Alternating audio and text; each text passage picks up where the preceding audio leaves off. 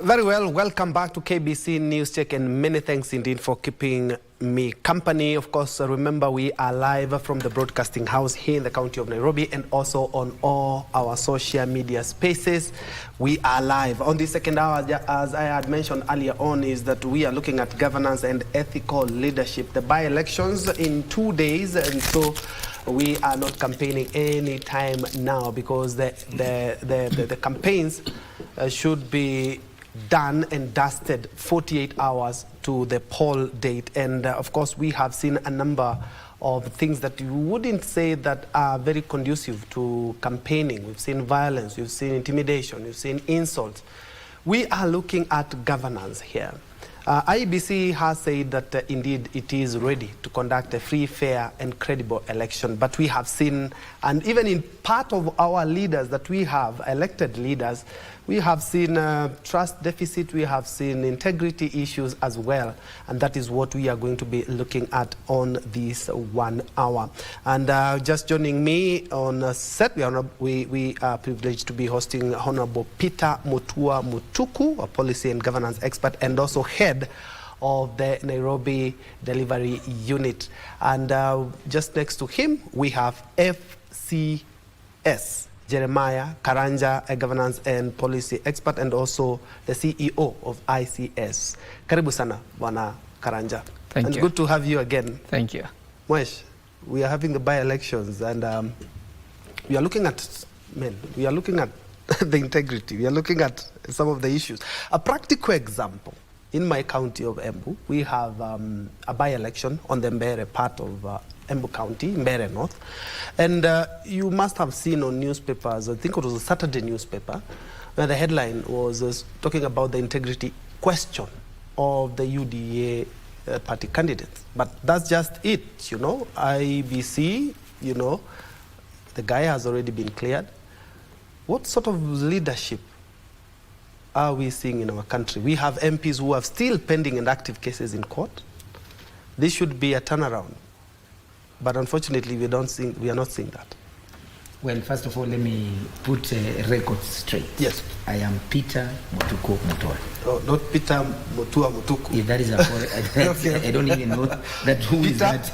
Mutuku Mutua. Mutuku Mutua. Yes. Mutuku comes before Mutua. All right. Thank you. Well, first of all, I appreciate the fact that I've been invited here to discuss a matter of this nature, a weighty matter. Yeah. And the other important thing of notice is that we are at KBC Channel 1. Yeah. And people need to know that KBC is unbiased. Yeah. Because the matters that we are discussing in the past, you would not have thought of discussing such. And because of the foundation laid by you, the host, and the which allows me of contradiction, and I see the as I see. Let me go straight to the issue of the by-elections that we have. Yeah. One of them being in Bere, where we have a number of candidates, and one was, you know, who appeared in the Standard newspaper as a man that had issues at KNH with the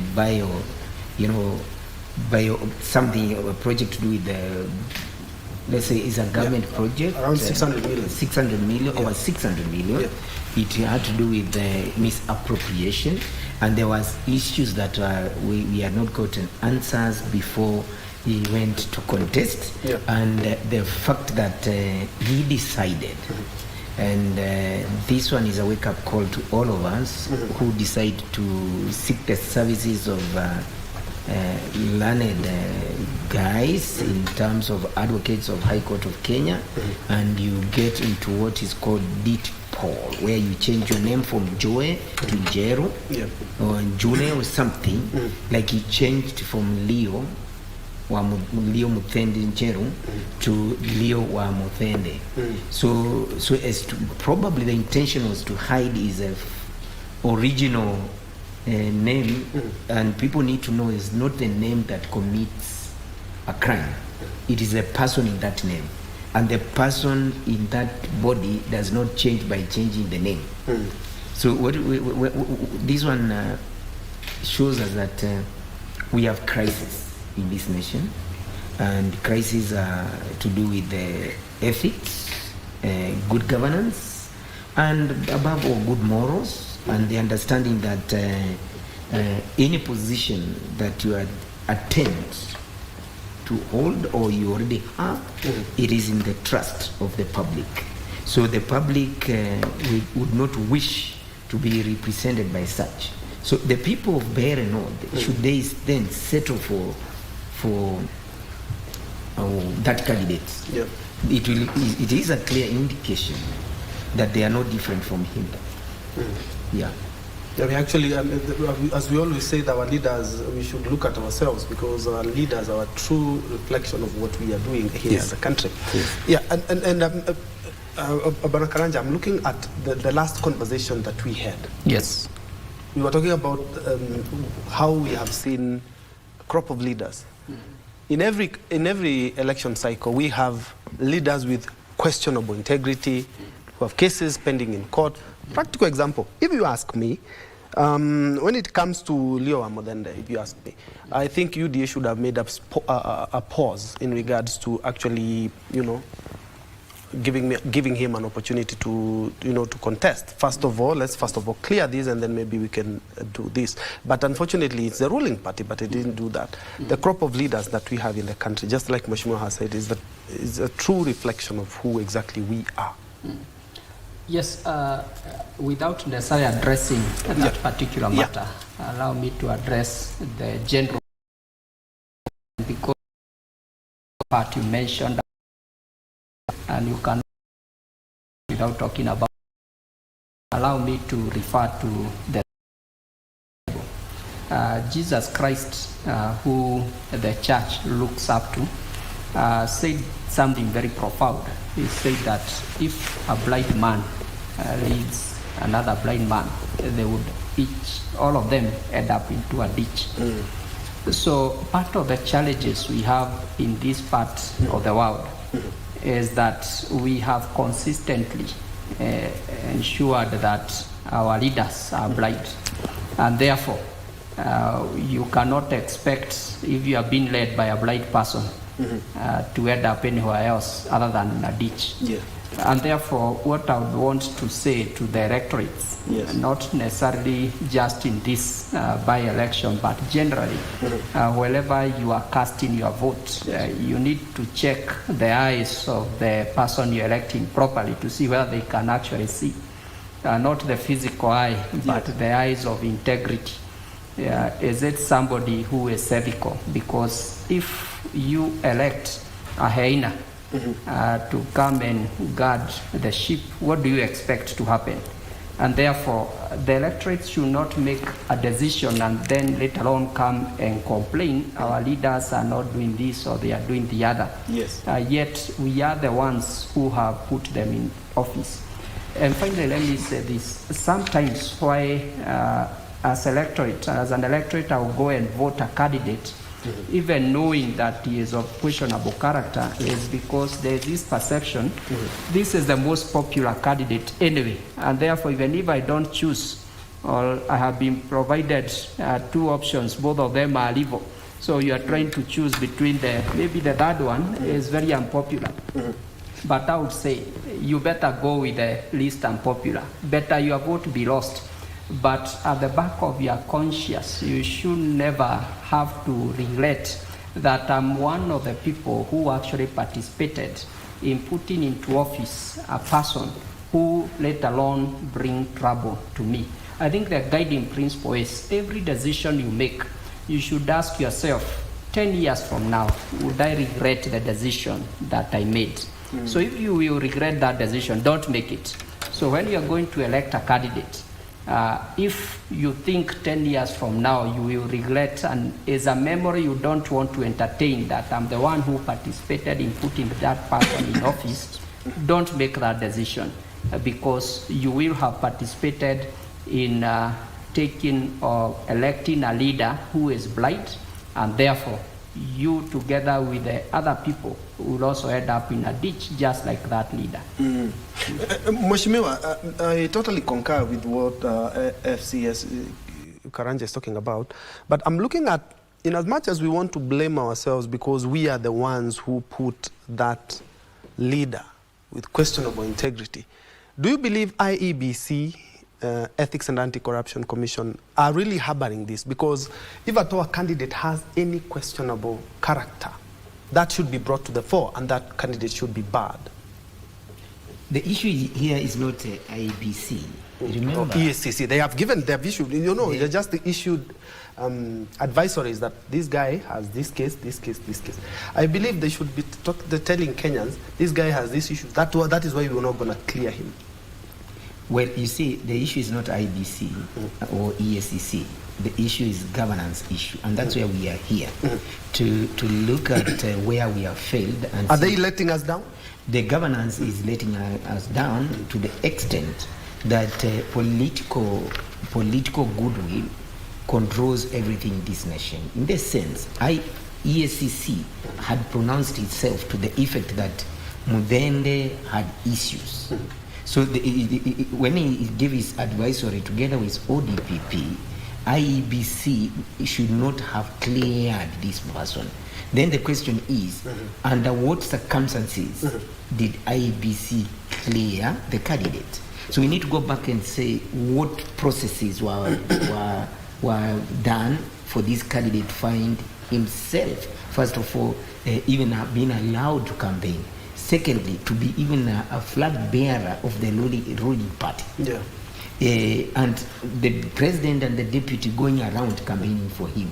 Is there something that was known by some people that was not communicated to higher authorities? Because I don't expect the office of the deputy president, together with the president himself, would wish to make such a blunder.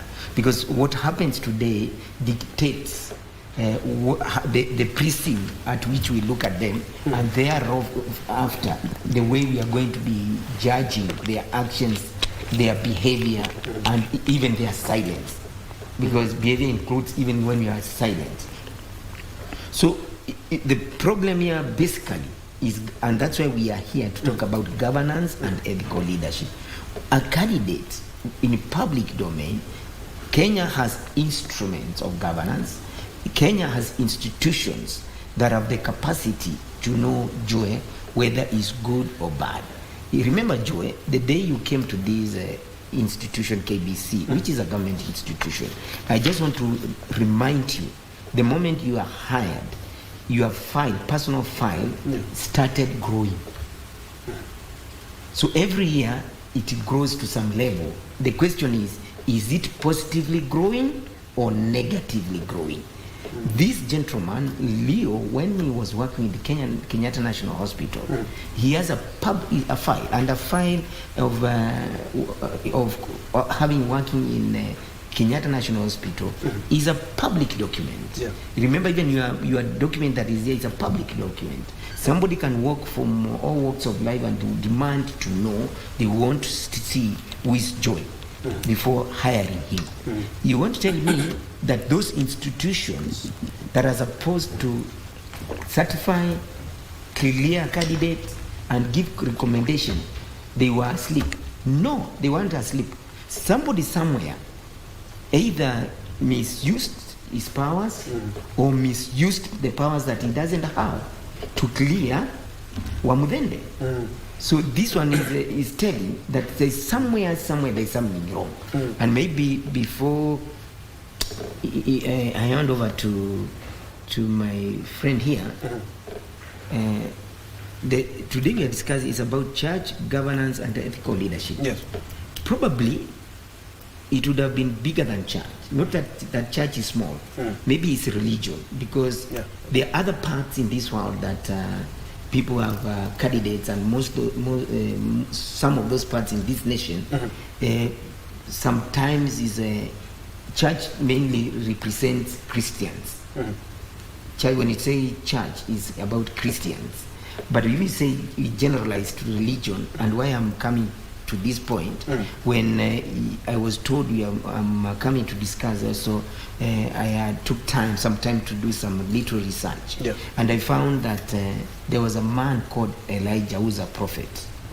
and then there were prophets of Baal, and they had a situation where they needed to be together to prove which one answers and which one does not. Yes. And I found that Elijah did not tell the prophets of Baal that they cannot be at the same place doing the same thing. He allowed them to do their own thing, and then he came later, he did. And why I'm saying this is that just the audience to know, we are not just here about, it's not just about Christianity. Governance and ethical leadership is not just about Christians. It's about, basically, it's about religion. What does your religion tell you? That you follow what the religion says. Because why I'm brought in this one of 1 Kings chapter 18 is about Elijah and the prophets of Baal. And I can see Elijah allowed them to do their own thing. And that's why I'm not one of the people who oppose at national, when we have like national functions, where we have different people, including traditionalists, praying. I have no problem with that. They pray, and also we pray, we see which God answers. But I think basically, I thought maybe the part of church we need to explain, it's not just we are not... Yeah, I think even my director is listening. I think we should have put religion, because at the end of the day, there are so many people who have questionable even character, and they are not from the church or maybe from another religion. I think religion serves us very well to ensure that. But you believe we have seen questionable characters even in church, and not only that, the church has been accepting, some churches have been accepting some of these questionable cash. You see, it's the reason of integrity as well. The reason I've brought in that aspect so that it can be broad-based. I don't know the Karanja, I'm wasting time, so that it can be broad-based. Because when we just narrow down to church and we say Leonard, what about somebody who is not a Leonard, is a Patel, is a Haji, is a something else, and misbehaving? You see, for example, I have always advocated this, and I want to say it here and now, that if I'm a member of an AIC church, that I am, I shouldn't go, I don't know you're a member of which church, I shouldn't, because I want to be an MP, I want to be a governor in Nairobi, for example, an MCA, or the President of the Republic of Kenya, that you, in your church, a certain Catholic church somewhere, or ACK, PCA, or such to speak, even Methodist, they have their own program. But you find that in the past, their programs have been disrupted because a big man in court has come. And I wish we had leaders like Paul. Paul in the Bible, he says that in the book of Galatians 2, when he came and he found Peter misbehaving, he corrected Peter publicly. Because Peter started misbehaving when other people were sent by James. Then he started not eating with the Gentiles. He started went to the old way. In other words, if you have chosen the way is if you are a leader in this nation, you should behave according to the dictates of the structures that made you a leader. Yes. Karanja, I'm picking from where Mheshimiwa has left, and we had extended an olive branch to the clergy, but unfortunately we were not able to come because of a few things here and there. But I'm looking at governance and political parties, you know. That's where governance starts, and especially when you're seeking a seat here in the country. Do political parties have adequate ethical codes? And if so, when it comes to the mechanism for issues like internal discipline, because these are some of the things when we talk about leaders with questionable integrity, with questionable behavior, this is where it's all supposed to start. Party organ is where it's supposed to begin. Are these political parties letting us down as well? Of course, those structures and those policies are there in paper because it's one of the requirements under the Political Parties Act. The question is to whether or to what extent they are adhered to. And the issue of ethics is never about whether there is law or not, because even as people do whatever they are doing, is not because they are not aware that they should not do that. Somebody has not made a personal decision to be a person of integrity, to have character. And therefore, and also the other thing is also the enforcement of it. Because if I know, for example, I steal 20 shillings from you, and most likely you will not know that I have stolen, I will steal and steal again. Secondly, if I know that even if I steal 20 shillings from you and you know, but you do nothing, I will also have the inducement to steal. Thirdly, if also I know that if I steal 20 shillings from you, you will know, you will take the action, but that action is not commensurate to the 20 shillings. Maybe the punishment is 10 shillings. You will be told to pay 10 shillings. So I have the inducement to steal 20 shillings from you. And therefore, we need to, one, ensure that what is there in policy, in law, is actually enforced. But it's not only enforced, but we should also ensure that the people who break the law, then the punishment they get, they will regret why in the first place they broke the law. But if there is no such fear, then that's what you see. If you go, for instance, by the way, some of the countries that we keep mentioning here, in the Middle East and all that, you go in those countries, you'll be surprised. A great population, a great number of people there are actually Africans, they are Kenyans, doing great things there. You leave your money there, they will not steal. What happens when they come here, the same person, when you leave money here, they will steal. It's because they know when they are there, if they dare maybe break a traffic rule, there are repercussions. But they know when they come back here, even if you break the traffic rule, and if you are a privileged person, I don't know whether Mheshimiwa has those vehicles that come overtaking everybody, as if he never knew he is coming to KBC, and now he wants to pretend that the rest of us have nowhere to go. He is the most important person. Pass the wrong side of the road, breaking all the traffic rules. And now when you set that standard as a leader, what do you expect of the rest of the people? There is a saying that says, monkeys see, monkeys do. When our leaders set such as the bar, then what you expect in the society is the chaos. You just alluded to the by-elections that we are to have, the violence we have witnessed and all that. But the violence coming from the population is as a result of also what happens from our leaders. What do we see in county assemblies, even in the National Assembly? What do we hear our elected leaders talk in public? So the same is replicated in the population. So you have a situation where the society is breaking the law because as a leadership, we ourselves are not following the law. And finally, is to say that, yes, it is important, as Mheshimiwa has said, we need to relook at some of those governance structures. The laws are there. I will tell you that this country has more than enough laws.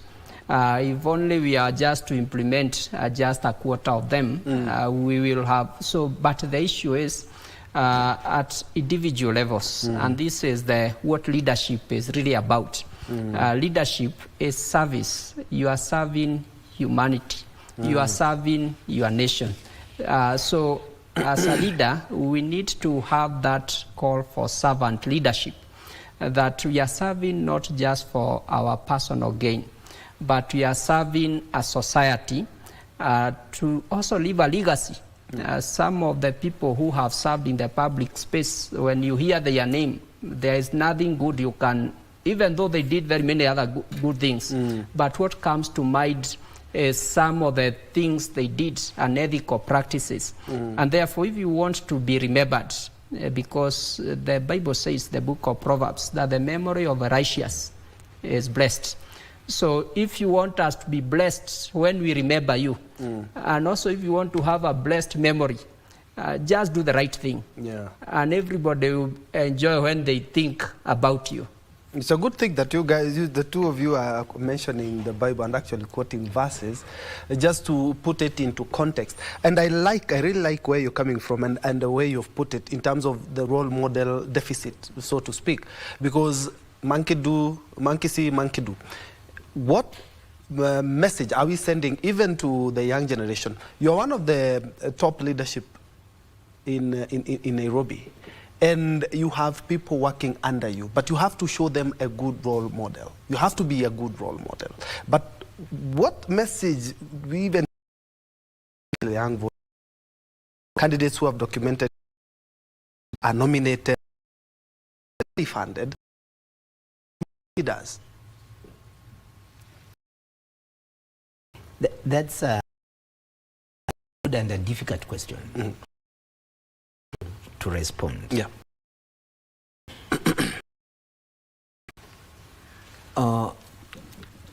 Leadership. A leader, you are like a lead. It's like, copy that people will not raise above you. All right?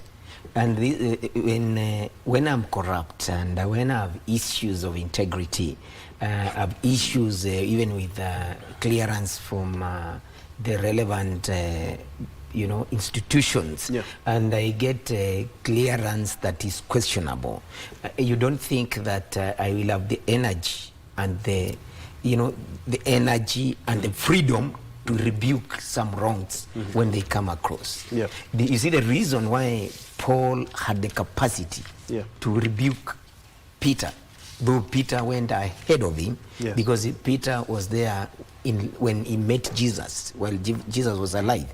But Paul met Jesus in the vision, the resurrected Jesus, that he had no privilege of having personal relationship with Jesus, but he rebuked Peter because he was not living like Peter.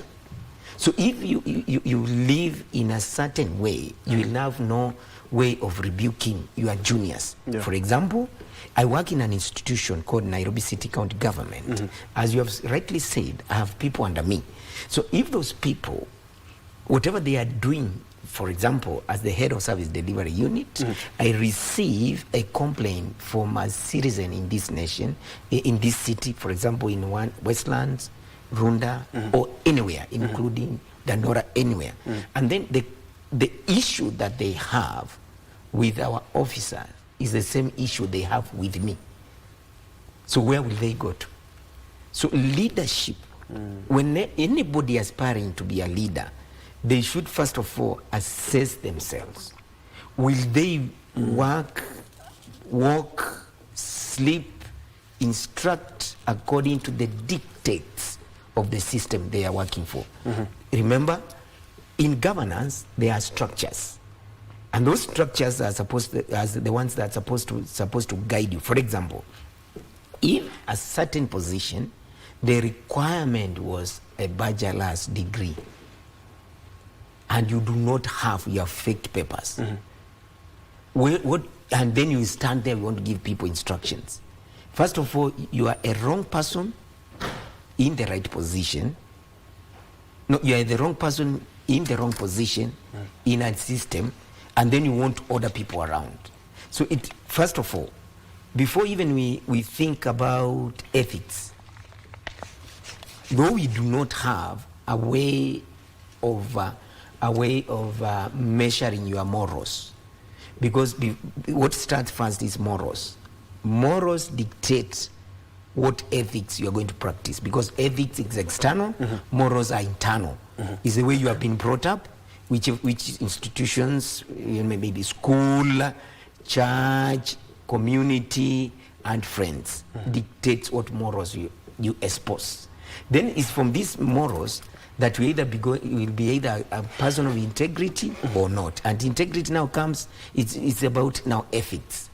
So if the community, for example, in this issue, all the people who are contesting in different parts of this country, they are about 23 by-elections, including one senator in Baringo, a number of MPs as a result of some of them having lost some of the MPs, and other MPs being appointed to the current government. All those ones, wherever, let's not just look at Bere North, wherever, are those people of integrity? Are they known by the people around them, the leadership, elders, church leadership? For example, Karanja went to school with people. They know him. right from the time he was in primary school, secondary school, and in the university. Yeah. There are people, while I was having interaction with him out there, he mentioned somebody that I know that they were in the same university with. So now that tells me he went to the university. The next thing is maybe is when I have interaction with him, did you finish? Because there is an issue of going and finishing. Yes. Okay? That's very important. So if we know very well, Karanja went, and God forbid it's not the Karanja, another Karanja that never finished. And that Karanja never finished is holding a certain position that the law dictated clearly. This is for somebody who has this and that. Then Karanja himself, that Karanja that is not present here, holding a position that he's not supposed to hold according to the dictates of the structures and the law, then that Karanja has a problem in his wiring, and that one is serious integrity issues. And then this one births to, and then where Karanja is we are supposed to take to him some papers, our qualifications, for him to go through them and certify. How would you disqualify a person who has faked papers if you yourself you have faked your paper and found yourself in a certain position? For me, the people, I am not going to, because today we are just discussing generally. Yeah. And the decisions that people are going to make across the country in these by-elections that are happening the day after tomorrow will tell us and the world what kind of electorate you are.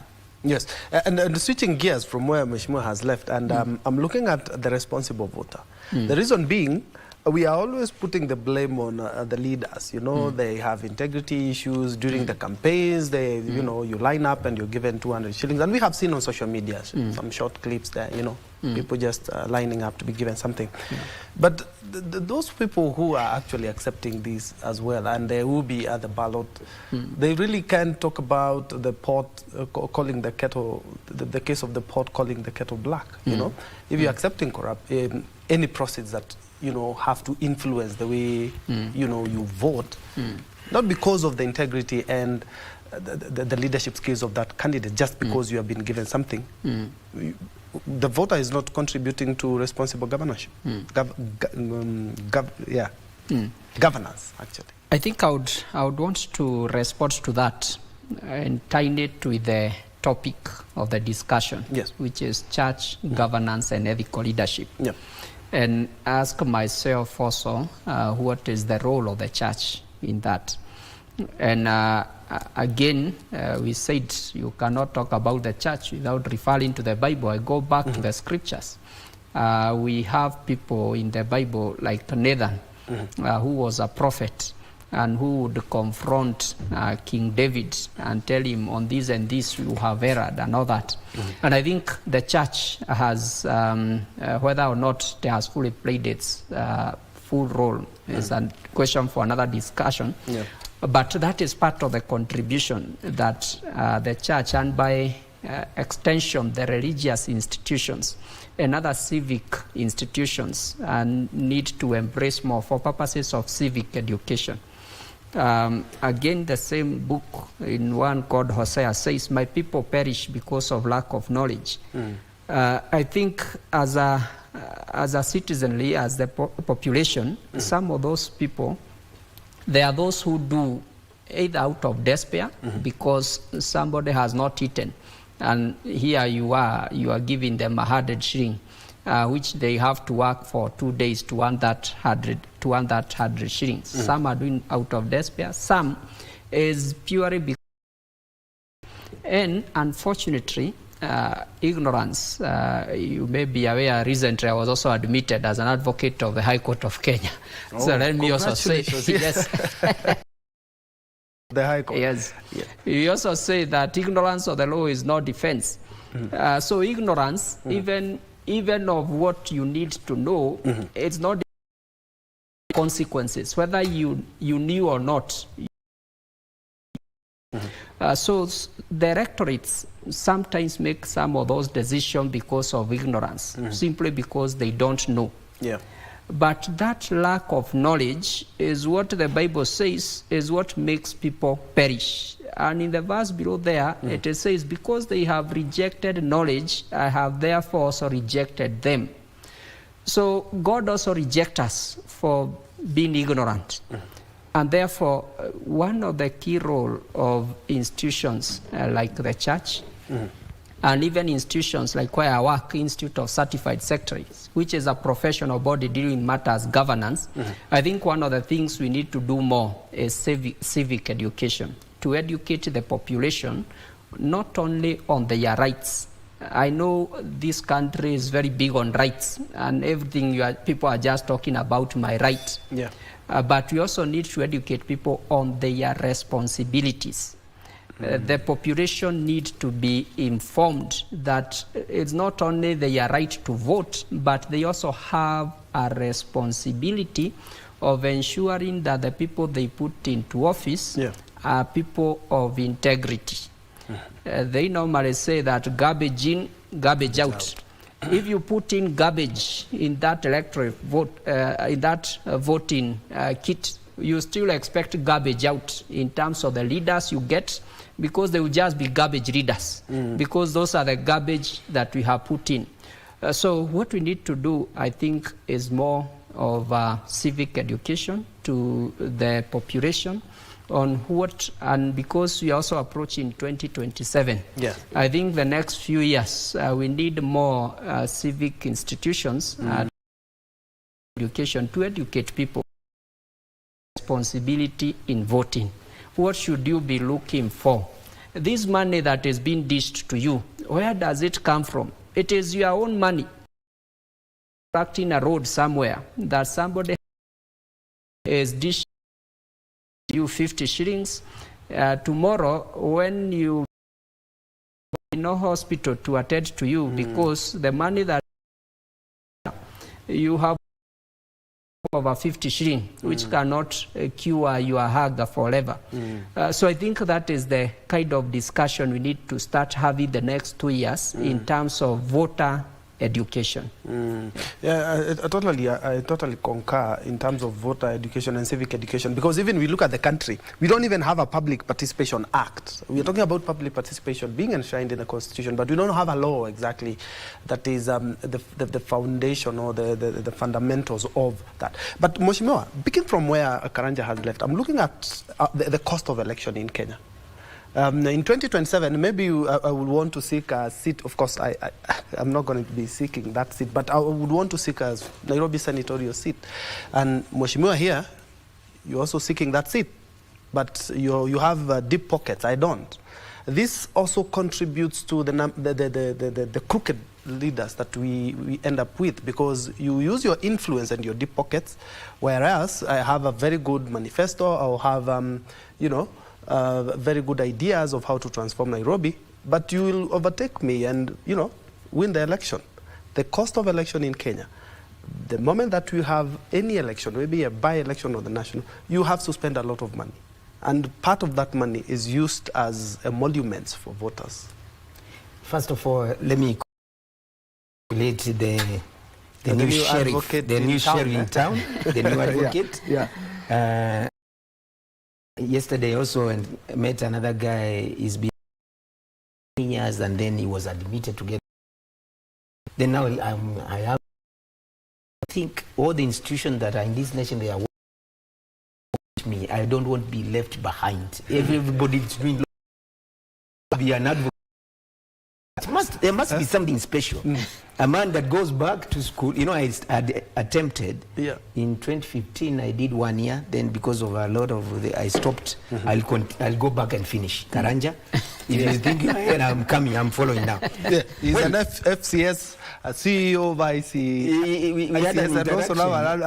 Now he's a big man. He's one of the CEOs in this nation, and he found that was not sufficient enough. Yeah. He went to do the congratulations, even having the strength and sacrifice to study, even as your children study, is a good thing.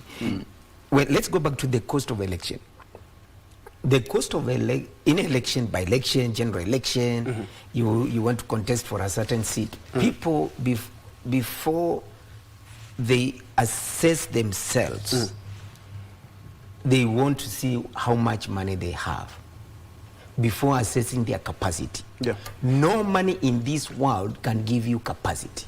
For example, Karanja, having gone to the university properly and joining university, maybe I usually put in quotes at the right time, because he left secondary, then he went to the university. He has found that he needs to do law and become an advocate of High Court of Kenya. He will tell you that there is no money in this world would have bought those qualifications. It's true. He needed to go back to school and follow 4 years and go to Kenya School of Law and study. Because the Kenya School of Law is one of the institutions that not many people pass. An additional 2 years to be specific. Yeah, and not many people pass. They could be admitted 2,000 and only 200 or less than that pass. That tells you there is no money because he would have bought it. Yeah. Let me tell you, why am I using this one? So that has come to the cost of elections.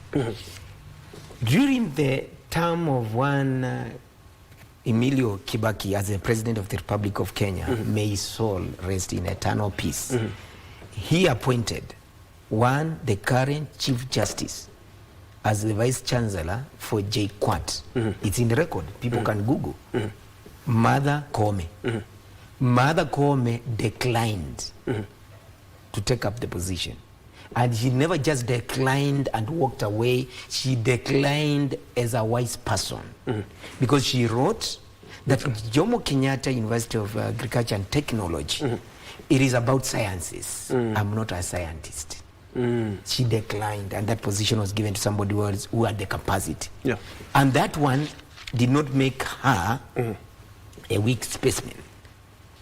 It is from that point the gods conspired, and today she's the Chief Justice of the Republic of Kenya against all odds, because she never had a godfather here, and she was not connected as others. In fact, the ones who are connected, and that's why the Bible now comes in Jeremiah 17:5, that cursed is a man that trusts, who puts his trust in the strength of another man.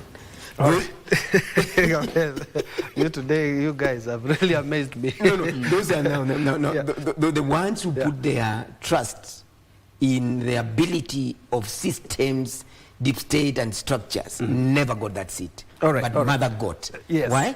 Because she was given a position and declined because she said, I'm not fit to be the Vice Chancellor for JKUAT.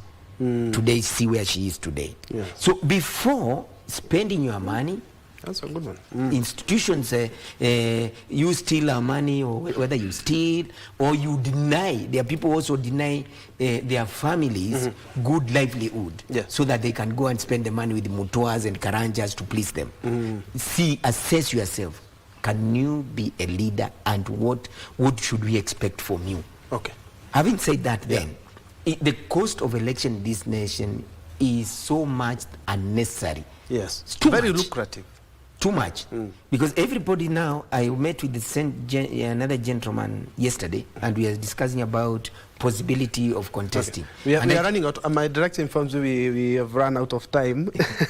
Unless you are just allow you to conclude your thoughts. I will conclude. Yeah. And the issue was how, yes, I know Nairobi. I know I'm known a good leader, voted across, but I don't have money. I told him there's nothing like money. Vision comes, then provision comes. All right. Okay, and I totally concur, because we have the likes of Kina Toto, we have the likes of Kina Mwerigi in Meru, who, they didn't have the deep pockets, but the vision, the people believe vision is bigger than the money that you have. So if you are limited to the money that you have, then you are visionless. All right. Unfortunately, and I'm sorry, we've really, maybe if you can do 2 seconds, but have been, maybe? Yes, I can do part in short and say that as the Institute of Certified Secretaries, the governance, this is an area that we are working towards improvement of governance.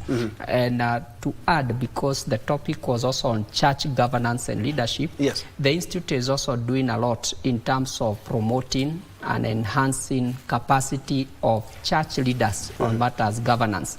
Actually, at personal level, one of the latest books I have just published is Church Governance and Leadership. Yes. And as an institute, we are doing capacity building for church leaders on matters governance and leadership. All right, that has been FCS Jeremiah N. Karanja, who is governance expert. He's also the CEO of Institute of Certified Secretaries, ICS, and also the latest, one of the latest advocates that we have, the newest advocates we have in the country. And thank you so much indeed. And your institution is doing a lot in terms of governance, and I would like to have this conversation with you again.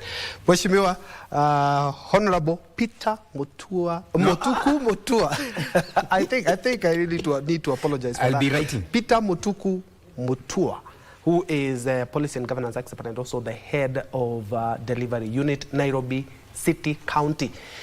My name is Ben Troy Njue. Many thanks indeed for joining us, Lensa Odingo. We're helping out with Lensa Odingo. Now I think we have Carol Njoroge for the remainder of the program. Have a good afternoon ahead. Yeah.